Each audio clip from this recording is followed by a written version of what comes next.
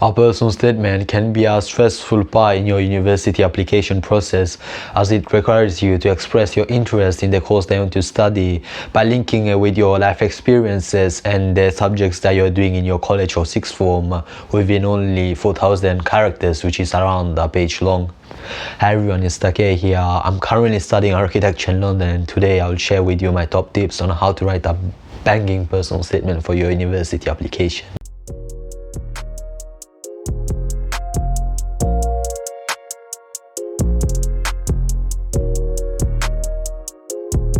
Okay, my first tip is that if you are really sure about the course that you want to study, I would recommend you to start your personal statement as soon as you can.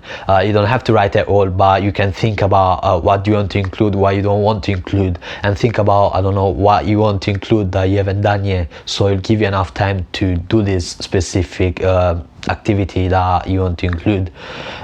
For me, personally, I started my personal statement in February, and I submitted my application in December, which gave me around 10-11 months to really immerse myself into the process of writing my personal statement. And yeah, I think it gives you really good support, and it helps you a lot to start early to write your personal statement. Don't wait till the last minute to write it, because it's an important part in your university application process.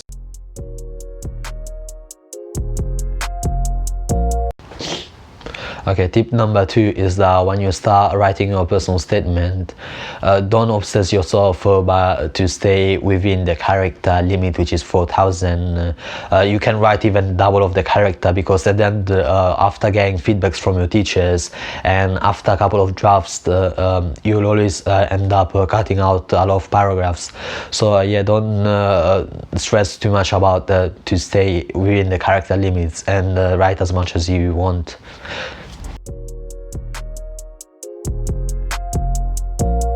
Tip number 3 is that you should do a lot of research while writing your personal statement. Research on the universities that you're considering in applying to, research on the course that you want to apply to, and also research on to find examples of the personal statement related to your course that you want to study. I, for example, applied for architecture, and I researched a lot on other students that applied previously in the architecture course, and researched their personal statement and used those as inspiration and decide what I can mention in my personal statement. And one great website that you can find a lot of personal statement is the student room. I'll leave a link down below, and you can find plenty of examples of personal statement of medicine, engineering, accounting, whatever subjects they want to study.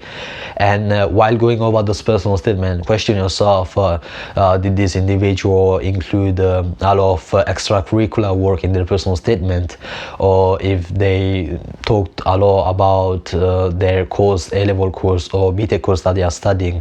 And yeah, just decide yourself how you want to write your personal statement. If you want to include more of the A-level course that you're doing in school, or you want to include more of the extracurricular activities that you are doing or you did.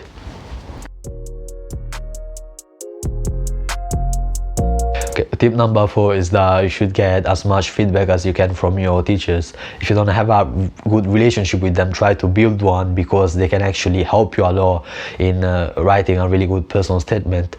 Try to get feedback, and then use those feedbacks to improve your personal statement. Tip number 5 is that you shouldn't lie and waffle too much, because there's university teachers, they'll like spot you straight away if you're like waffling so much about something that you did. And also, let's say you haven't written enough, you think you wrote just I don't know, 2,000 or 3,000 characters, you think that it doesn't make your personal statement seem so full. It doesn't mean that you should like add lies and waffle so much much and extend your point so much, because then it's just gonna ruin your whole personal statement. And let's say if you have an interview and your interviewer asks you something about something that you mentioned in your personal statement which is a lie or is a waffle, then it will just look a bit bad if you can't explain it well. So yeah, try to not lie and waffle so much in your personal statement.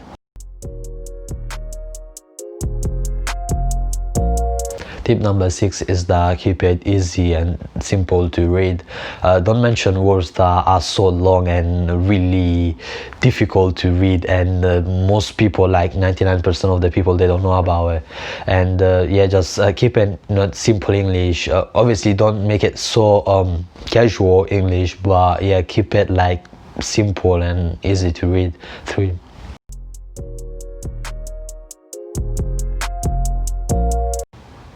Tip number 7, which is pretty similar to the previous tip, is that you should be direct and straightforward on your point.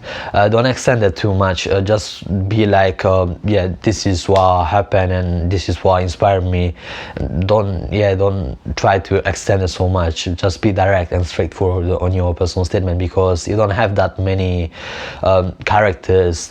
You just have like 4,000 characters, which is around a page long. And when you actually start writing your personal statement and adding all the courses, how you're interested on the course they want to study and the subjects that you're studying and everything, it will not seem actually 4,000 characters is enough to finish your personal statement.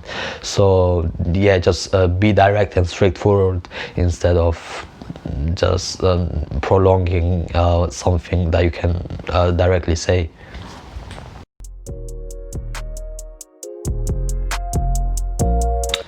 Tip number 8 is that avoid beginning your personal statement with some eye-catching phrase or like some romanticized, idealized paragraph. Instead, just keep it simple, keep it straightforward, as I said in my last previous tip. And there is nothing wrong with beginning your personal statement with like really simply, I would like to study this course and so on, instead of beginning with some next level quote.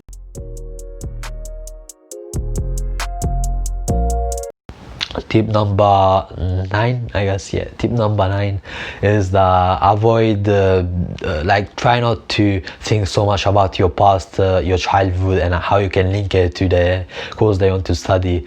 Try to keep it recent, and yeah, just avoid, like, for example, stating those type of lines of or since I was 5 years old I was so immersed in the construction industry that it really inspired me to study architecture. Like, yeah, just avoid this sort of stuff, and yeah, just keep it recent, your experiences. If you have like really past experiences since your childhood, then you can link about. If you don't have it, just don't stress so much about it and keep it recent. Tip number 10 is try to keep a good balance between your curricular and extracurricular activities. This really depends on the universities that you're applying to. Some universities, they prefer more the subjects they're doing in A-levels or BTech. They would prefer you to talk more about that instead of your extracurricular stuff. But yeah, really research deep in your universities that you want to apply to, and yeah, try to understand what type of personal statements they are looking for.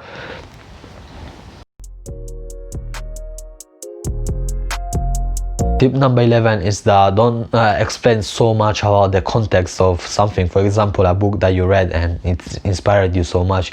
Instead, focus on what you learned from it, what you got from it, and how you got it. For example, if you read a book, I did, for example, architecture, and I read, let's say, a book on architecture, and instead of me explaining so much of what the author was talking about, I should more focus on what I learned.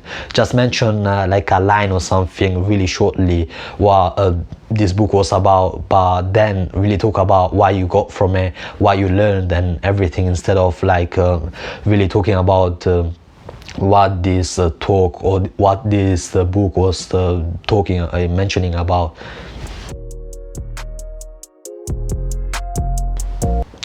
The final tip, which is tip number 12, is that you should do a lot of drafts. The more drafts you do, the better it is. However, don't try to do the first draft or the first few drafts like with no focus at all. Try to do your best in your first couple of drafts. Obviously don't spend so much time on it, but at the same time don't just write some random stuff, because let's say you don't really do your first drafts that well, and after you get your feedbacks from your teacher just tell you, oh, that's rubbish, you have to do it all over again. Then it's gonna just take you much more time to really more think about what you want to include, because why include what you wrote in your first couple of drafts, so they wasn't good enough, you can't really use them to improve it.